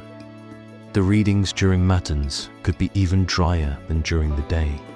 Stories from saints' lives, excerpts from scripture, theological commentaries, occasionally a moral tale about humility or the dangers of pride. Sometimes long, meandering discussions about sins most people would never even commit. Perfect for drifting off mid-verse, letting the words float over your head like fog. Sleep-deprived rituals after chanting. Some monks stayed in the chapel for meditation or silent prayer. Others shuffled back to the dormitory, but the sleep you got was fractured light and often cold. Remember, dormitories were usually stone rooms with narrow pallets lined up like sardines in a box. No blankets, minimal warmth, lots of draught. If you were lucky, a candle remained burning somewhere to guide your steps, or to cast a spooky shadow that made the 2 o'clock hour feel like a gothic horror scene. And then the cycle continued. Another bell, another office, another shuffle through stone corridors. It might have felt endless, but that was the point. Discipline, routine, the slow molding of body and mind into a machine for prayer and work. The other midnight guests monks weren't alone in the dark. Occasionally, nocturnal visitors appeared. Not wild animals, though monasteries often had mice, but pilgrims or travelers knocking at the gate. The night porter would awaken a brother to attend to them. A brief, quiet interaction, handing over bread or shelter, and then back to sleep. Or rather, back to the thin, intermittent sleep that the monastery allowed. Sometimes, night work included chores, scrubbing floors, tending the fire, checking stores, or repairing something that broke during the day. Midnight wasn't just prayer. It was maintenance, surveillance, and a reminder that the monastery had to function continuously. The quiet irony, of course, was that the monks who lived for quiet, contemplation, and prayer spent a good portion of their lives awake in the middle of the night. They traded long, dream-filled sleep for ritual, repetition, and devotion.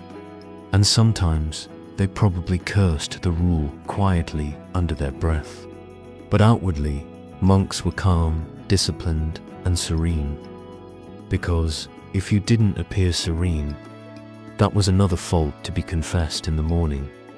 And so the night office continued, candles flickering, psalms echoing, half asleep monks mumbling Latin, and the occasional sneeze or shuffle echoing through stone corridors. Sleep came in stolen moments, dreams were brief and interrupted, and the rhythm of monastery life carried on without pause. By the time the first faint light of dawn crept through the windows, the monks were already on their way to the next office, Lauds, the morning prayer, which of course meant the cycle would start again. Bells, prayers, meals, work, chanting, and yes, more sleep or something vaguely resembling it. The monastery, in essence, ran on repetition.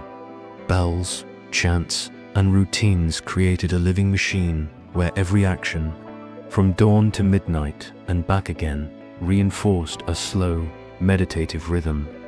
And even though it sounds exhausting, the monks embraced it. It was life. It was devotion. And if nothing else, it was perfect for putting anyone nearby to sleep. After the last of the chants, the monks didn't immediately return to uninterrupted sleep. The dormitory awaited, yes, but so did a host of small duties that often fell to whoever was still awake, or whoever had been assigned the night watch. Some monasteries had a bell ringer, whose sole job was to signal the hours for matins. Imagine trudging through cold stone corridors at 2 a.m, robe trailing, sandals squeaking, to swing a heavy bell rope so the whole monastery could awaken in unison. Precision was critical. Too slow or too fast, and you might earn a disapproving glance, or worse, a lecture from the novice master.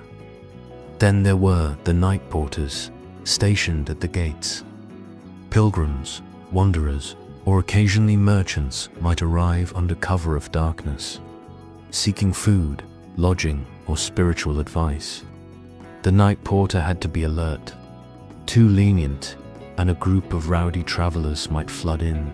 Too strict, and the monastery could appear inhospitable, which was against the rule of Benedict. So, the porter balanced caution with courtesy, always under dim torchlight, eyes straining, fingers stiff from the cold.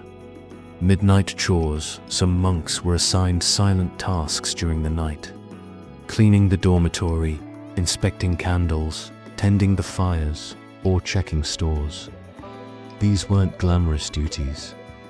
Imagine polishing stone floors while half asleep, torches flickering, echoing steps all around, knowing that one misstep might wake a dozen snoring brothers.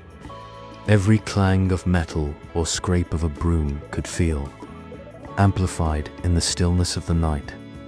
And then there were the more unusual assignments. Some monks watched the animals. Sheep and cows didn't care about the hour.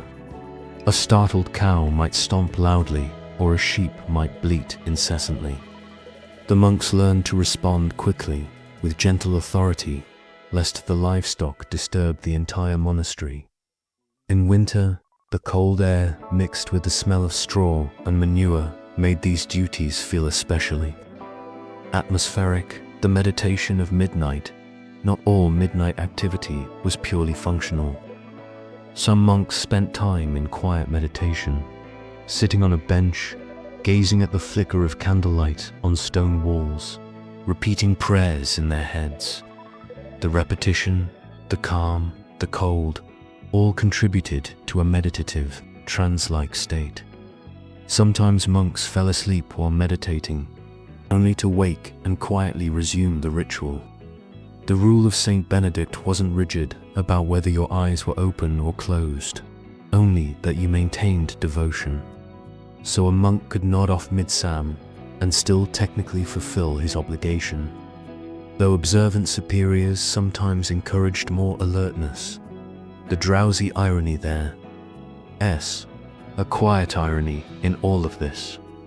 The monastery was a place for spiritual perfection, yet the humans within it were inevitably exhausted.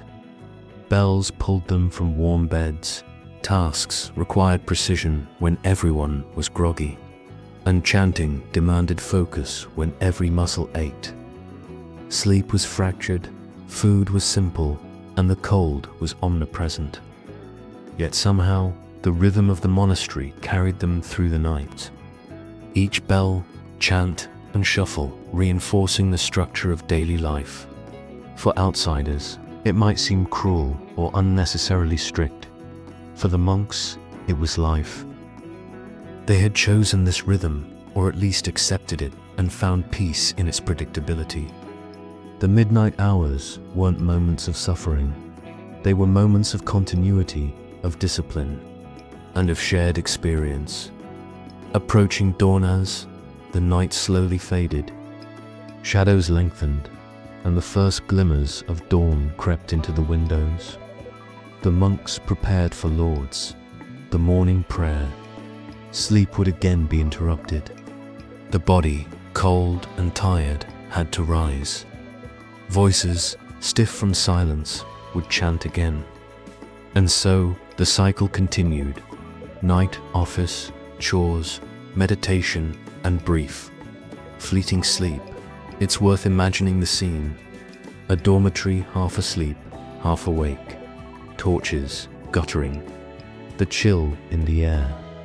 The faint sounds of animals stirring. A gate creaking. A bell tolling. Monks shuffling like sleepy shadows through corridors. The monastery was alive, but softly, like a river flowing quietly under ice.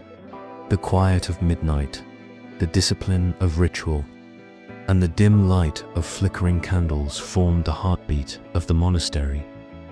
It was monotonous. It was repetitive, but in that monotony was a kind of rhythm, a slow, meditative pulse that carried the monks and anyone listening through the night. By the time the first prayers of Lauds began, the night had already passed in a blur of sleep-deprived devotion, and just like that, the day started again. So, now that we've survived the midnight office, Lauds, and early morning rituals, it's time for the monks to do what really kept the monastery running: actual labor. Because while chanting and copying manuscripts were important, someone had to feed everyone, repair things, and make sure the beer supply didn't run out. Gardens and fields. Let's start with the gardens. Every monastery had them: vegetables, herbs, and sometimes even flowers. Not for decoration, flowers had symbolic purposes or were used in medicine. The herbs were medicinal. The vegetables fed the community. Everything had a function. Monks spent hours weeding, planting, harvesting, and tending. It was meticulous work. Parsnips had to be spaced evenly. Lettuce couldn't be overcrowded. Herbs needed careful trimming. And while some might picture this as relaxing, it wasn't always so. The sun could be hot in summer, the soil frozen in winter, and the pests, rats, rabbits, and the occasional deer relentless. Still, there was a rhythm. Dig a row, pull a weed, water the beds, repeat for hours. It became meditative in a strange, sleepy way. And if you were really lucky, you got to prune the grapevines or apple trees. Careful, slow work that demanded attention and patience. One slip, and you might ruin the harvest for the entire monastery. The kitchens. Next, the kitchens. Monastic cooking was another constant, unglamorous part of daily life. Monks prepared simple meals: bread, pottage, beans, occasionally fish. Meat was rare, unless for infirmary, patients, or special feast days. The kitchen was hot, noisy, and full of steam. Pots clanged, fires crackled, water boiled over. And yet, the monks moved calmly, like a well-rehearsed, slightly annoyed ballet. Tasks rotated. One day you chopped vegetables, another you kneaded dough, another you cleaned the hearth. Precision mattered because a burned loaf could ruin dinner for 50 people, and no one wanted to deal with that level of medieval disappointment. Herbs were carefully measured for taste and medicine. Bread had to rise properly, and soup had to be consistent. Monks took this seriously. There was a spiritual side to cooking. It wasn't indulgence, it was duty. And if done poorly, penance awaited. Brewing and beverages. Yes, beer. Monastic brewing was serious business. Water was often unsafe, and beer was safer to drink. Brewing was also a careful science, demanding time, attention, and patience. Monks measured ingredients, watched fermentation, and monitored temperature. Too hot or too cold, and the batch was ruined. Beer wasn't just for drinking. It was also part of hospitality for pilgrims and guests. Monasteries often had cellars stocked with barrels of ale, quietly aging until needed. Some monks were mastered brewers, and their reputation spread far beyond the monastery walls. Others, less so. Imagine the quiet shame of an overhopped batch, all gone to waste, and the abbot shaking his head in disapproval. Workshops and maintenance labor didn't stop at food. Monasteries had workshops for carpentry, blacksmithing, and tool repair. Someone had to mend fences, sharpen knives, fix doors, and maintain the barns. Every cog of the monastery had to function, and the monks often had to improvise. For example, if a roof tile cracked in the winter, a monk had to climb up in the cold and repair it. If the watermill jammed, someone had to inspect the gears. It wasn't glamorous work, but it was necessary. And yes, sometimes it was dangerous, but monasteries were practical. Someone had to do it, so they did. Art and crafts in monasteries encouraged artistic pursuits. Illumination, embroidery, carving. These weren't frivolous.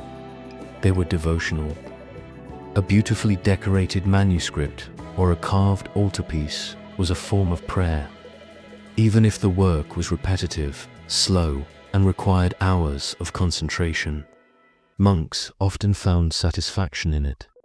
Creating something with your hands, slowly, deliberately, was part of the rhythm. and the occasional doodle in a manuscript margin added a bit of personal flair to an otherwise rigid life. The rhythm of labor, all these activities, gardening, cooking, brewing, repairing, crafting, filled the day between prayer offices. The schedule was strict. Bells determined when to stop one task and start another. Efficiency wasn't the goal. Rhythm was. Repetition, discipline. Monks became part of a living organism, each action like a pulse in the monastery's heart. And through it all, there was a gentle monotony. Work wasn't thrilling, it wasn't competitive, it wasn't exciting. It was slow, steady, and predictable. Perfect for reflection. Perfect for letting your mind wander. Perfect for a viewer falling asleep while listening to the story. Evening, eventually, approached again. Dinner would be light. Prayers would resume. Compline would close the day. And somewhere in between, the monks might reflect quietly on the day's labor, satisfied that everything was done properly, or resigned to correct mistakes tomorrow. The monastery was a world where every action had purpose, but nothing was ever urgent. A place where labor and prayer intertwined seamlessly, creating a rhythm that was both soothing and inescapable. So far, we've wandered through daily routines, midnight offices, and the steady beat of work and prayer. But the year in a monastery wasn't just a repetition of identical days. Seasons came and went, festivals punctuated the calendar, and the monks' tasks shifted with the slow rhythm of nature. The changing season spring arrived gradually. Crocuses and early herbs peeked through cold soil. Monks returned to the gardens with renewed vigor, or at least with the resigned determination that only men accustomed to cold stone walls could muster. Tasks included planting vegetables, preparing soil, and pruning early fruit trees. Spring also brought water. Melted snow filled cisterns, streams ran faster, and the monastery might deal with occasional flooding in low-lying areas. Imagine a monk trudging through mud in sandals, robe dragging behind him, carrying a basket of seedlings. Not exactly glamorous, but necessary. Without crops, there would be no food, and food, as we know, was not optional. Summer, predictably, was busy. Gardens thrived. Fruit ripened. Herbs needed constant attention. Fields required harvesting and maintaining. The sun beat down on stone walls, and the monastery smelled faintly of sweat, hay, and baking bread. Even with the heat, the monks kept to their schedule, balancing prayer, work, and the occasional sip of ale to stay hydrated. Autumn brought a shift. Harvesting became the priority. Apples, grapes, grains, all gathered and stored. Some monasteries made wine. Others focused on preserving vegetables for the lean winter months. The rhythm of life slowed slightly as days grew shorter, but work remained constant. A monk might spend hours stacking firewood, checking the root cellars, or preparing the monasteries. Stor's winter, of course, was a different story. Cold, short days, frozen ground, reduced outdoor work, more time in the kitchen or scriptorium. Fires burned constantly. Tasks shifted indoors, mending clothes, repairing tools, illuminating manuscripts, or quietly meditating by candlelight. Sleep became slightly more precious. Although not guaranteed, bells still tolled for offices, and the night office didn't care about frostbite. Festivals and holy days. Life in a monastery wasn't entirely dreary. Festivals broke up the monotony, though still under the rules of discipline. Major Christian holidays, Christmas, Easter, Pentecost, were observed with slightly more leniency. Meals might be slightly richer, chants slightly more celebratory. Saints' feast days also offered minor relief. Monks might decorate the chapel, prepare a special meal, or read stories of their patron saints' heroic or bizarre deeds. Imagine sitting through hours of reading about a saint who spent decades living in a cave, endured torture, or had a vision involving a talking donkey. Delightful bedtime material. Still, the festivals were nothing like modern parties. No dancing, no loud music, no indulgent feasts. Instead, they were slow, ceremonial, and designed to reinforce devotion. The monotony of daily life was temporarily adorned with ritual variation, but the essential rhythm remained: prayer, work, reflection, the slow passage of time for a monk. Time wasn't marked by clocks as we know them. It was marked by bells, sun, and seasons. Every day, week, month, and year blended gently into the next. The passing of time was subtle. You measured it by the ripening of fruit, the waxing and waning of the moon, or the accumulation of candles burned in prayer. Years could pass without much notice. Novices became brothers. Brothers became seniors. And through it all, the monastery's rhythm endured.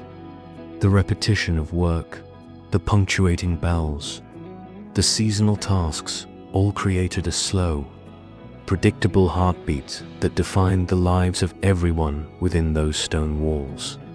The quiet, monotonous seasonal changes brought variety, but the underlying monotony remained. Work was steady. Prayer was constant. Sleep was interrupted. And yet, there was a certain peace in it. Nothing changed too quickly. No surprises. No drama. Just life measured carefully and rhythmically. The monks observed the year with a gentle patience, tending their gardens, brewing their beer, illuminating manuscripts, and quietly enduring the cold.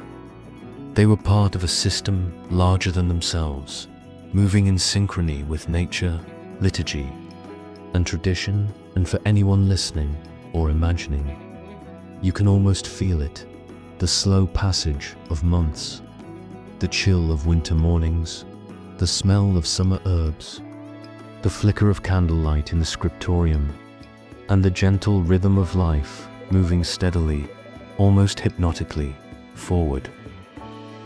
By this point in the day or the year, if we're being seasonal, the monastery's rhythm has worn a gentle groove into every stone floor, wooden desk, and robe-wearing monk.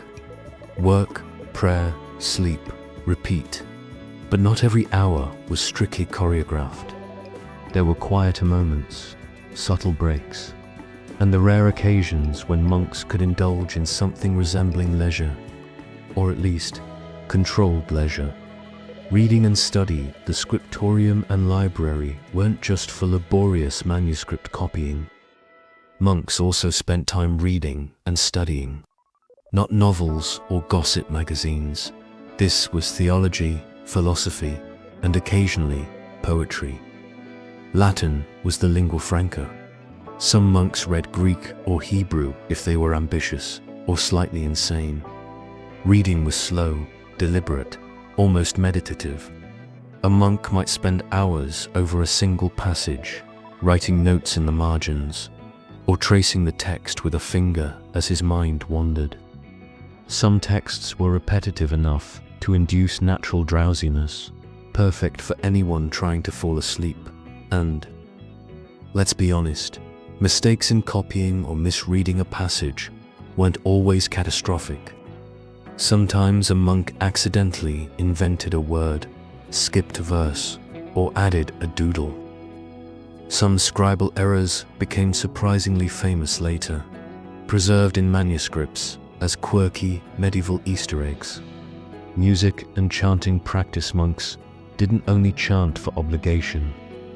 There were also practice sessions, For someone in a monastery, singing was both labor and leisure, rehearsing hymns, experimenting with harmonies, or quietly trying to remember the tune from memory could be oddly soothing.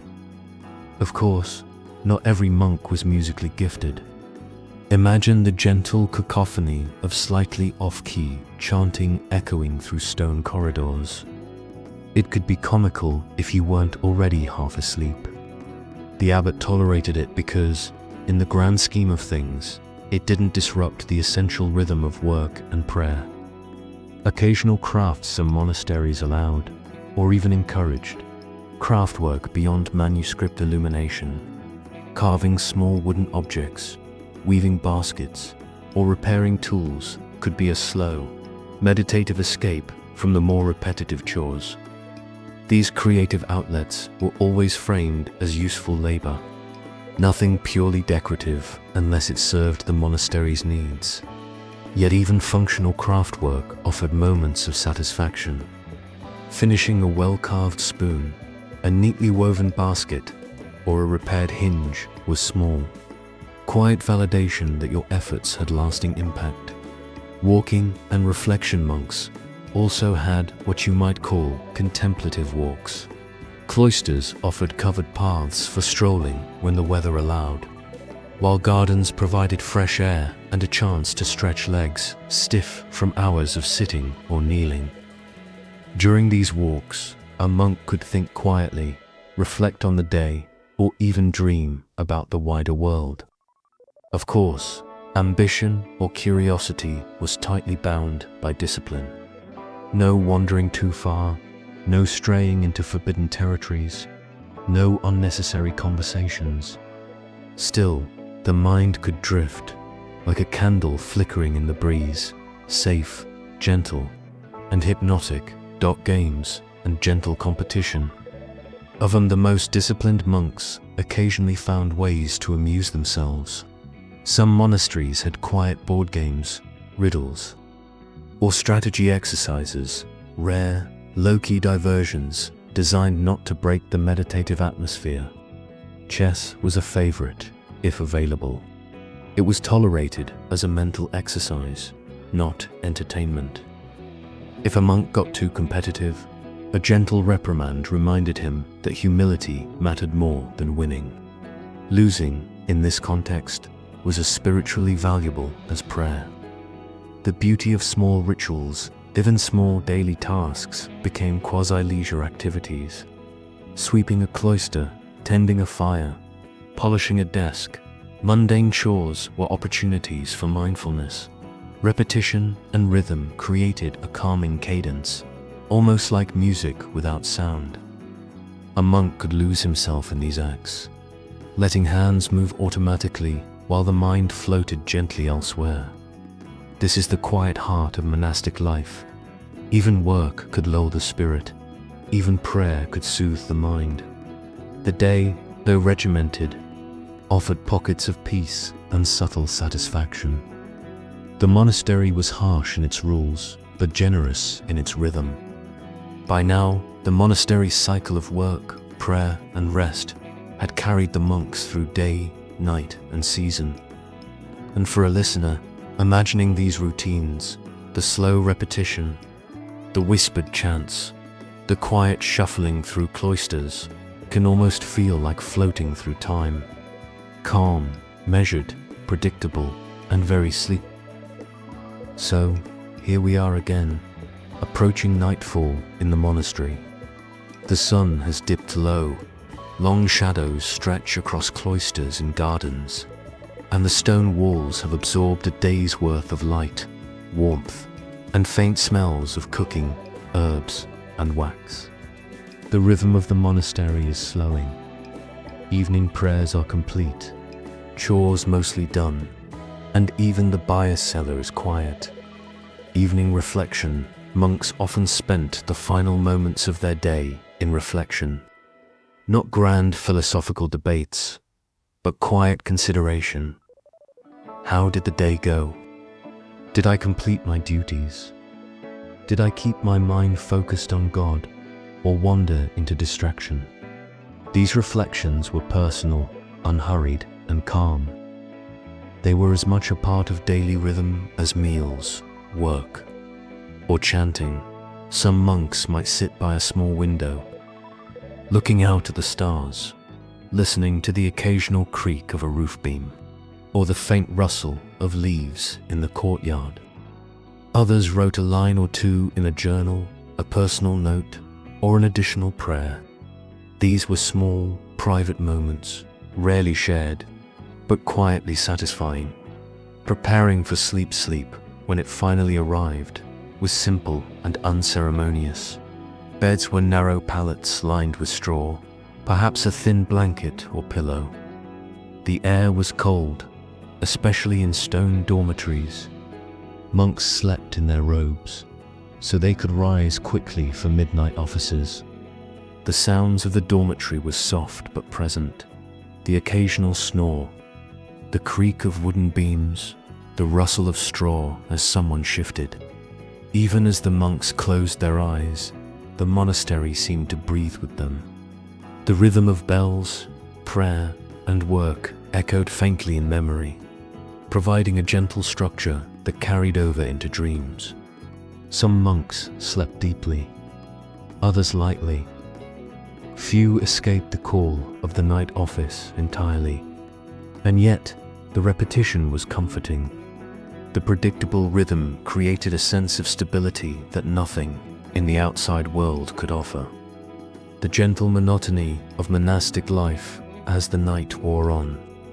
It's worth reflecting on the essence of monastic life, its monotony, its ritual, its quiet discipline.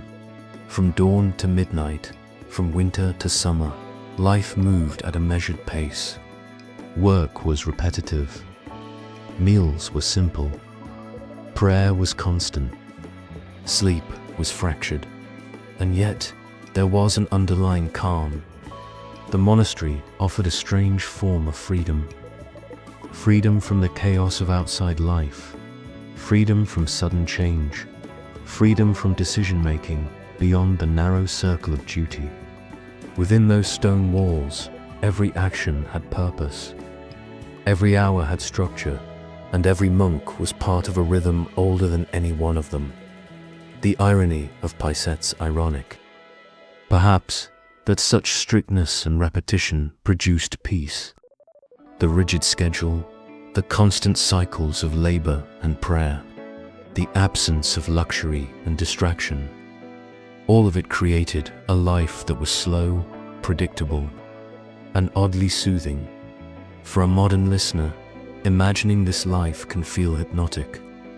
The echoes of bells, the soft shuffle of sandals, the quiet murmur of prayers, the subtle changes of the seasons. Everything moves gently forward, like the slow turning of a great wheel. Nothing startles, nothing jolts. Just the calm, measured flow of life, day after day.